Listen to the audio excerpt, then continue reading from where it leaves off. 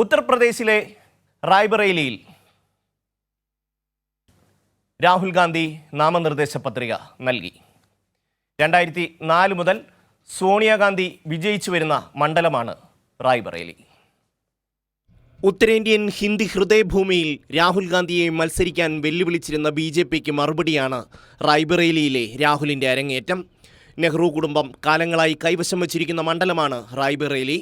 1952-ലും 57-ലും ഫിറോസ് ഗാന്ധി ഇവിടെ നിന്ന് വിജയിച്ചു. പിന്നീട് ഇന്ദിരാഗാന്ധിയും സോണിയാഗാന്ധിയും റായ്ബറേലിയെ പ്രതിനിധീകരിച്ചു. 2019-ലെ അമേഠിയിലെ തോൽവിയെ തുടർന്നാണ് രാഹുൽ അമേഠി ഉപേക്ഷിച്ച് വയനാട്ടിലേക്ക് വണ്ടി കയറിയത്. വയനാടിനു പുറമെ റായ്ബറേലിയിൽ കൂടി മത്സരിക്കാൻ രാഹുൽ തീരുമാനിച്ചിരുന്നെങ്കിലും വിവരം പുറത്തുവിട്ടിരുന്നില്ല. സോണിയാഗാന്ധി രാജ്യസഭയിലേക്ക് മത്സരിക്കാൻ തീരുമാനിച്ചത് തന്നെ റായ്ബറേലിയിൽ രാഹുലിനെ മത്സരിപ്പിക്കണമെന്ന താൽപ്പര്യത്തോടെയാണ്.